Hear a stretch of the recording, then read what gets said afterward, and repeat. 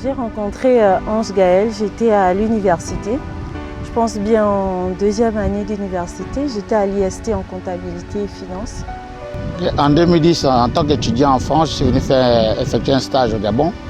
J'étais avec mon père, nous étions parler à la maison familiale. Et j'ai vu une belle silhouette qui arrivait, qui descendait des marches d'escalier. Tout d'un coup, j'étais silencieux alors que c'est moi qui avais la parole. Et j'ai parlé avec papa, il a compris que l'enfant était perturbé par la beauté qui était arrivée. Et là, il m'a présenté même que ça, c'est l'enfant de voisins. Donc on était dans la même cour à l'époque. C'est vrai qu'il est venu pour des vacances et il avait des relations. À l'époque, j'avais déjà une autre go à la maison qu'elle voyait, c'était un peu compliqué, elle voyait les petites, les oui, tout ça. Bon, on va mettre tout ça dedans. Donc c'était pas bien. Et elle avait des doutes. Elle dit qu'elle ne peut pas donner sa vie à un gars aussi instable que moi, comme ça. Mais la chose qui m'a le plus marqué, c'est le fait qu'il soit intéressé envers ma famille.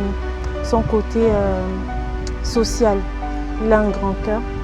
Mais ce jour-là, quelque chose était passé d'inhabituel. Et c'est cet inhabituel-là aujourd'hui-là qu'aujourd'hui, je ne peux pas vraiment décrire. Qu'est-ce qui m'a vraiment, je pense que c'est ce qui m'attire le plus pour faire d'elle ma femme. C'est plus profond que les aspects physiques ou bien comportementaux. Un jeudi, la veille, le mercredi, il me demande de me lever très tôt pour aller à la messe avec lui, la messe de 6 heures. Et quand nous sommes allés à la messe et devant le Saint-Sacrement, il m'a dit Fidèle, je vais t'épouser. Et je lui avais fait la promesse que si tu m'acceptes sérieusement, je ferai de toi ma femme. Je ne veux pas venir pour blaguer avec toi. Et je suis reparti en France. Donc on va se marier l'année prochaine. Donc ça m'a vraiment touchée. Une personne qui craint Dieu, c'est la meilleure des choses pour moi. Parce que quand il craint Dieu, c'est qu'il y a des choses qu'il ne peut pas faire, quoi. Je suis revenu encore les vacances, justement, beaucoup plus, parce qu'elle était là, pour la garantir encore, la rassurer. Et quand elle a dit oui, j'ai dit que ton oui soit un oui, une bonne fois en avance. Et puis voilà, chemin faisant, nous nous sommes dit oui et avons cohabité pendant 10 ans ensemble. Et là, maintenant, nous voulons manifester cet amour, rendre public. Donc, pour sa crainte, pour son amour, pour son empathie, pour sa sociabilité, je l'aime beaucoup pour cela.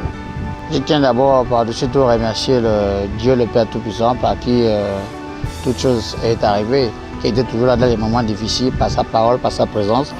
À mes belles-sœurs, à mes beaux-frères, à ses papas et ses mamans qui ont été là, qui m'ont soutenu, qui m'ont pris comme leur fille, mais pas comme leur belle-fille. Je vous dis merci énormément. Je prie que Dieu vous bénisse.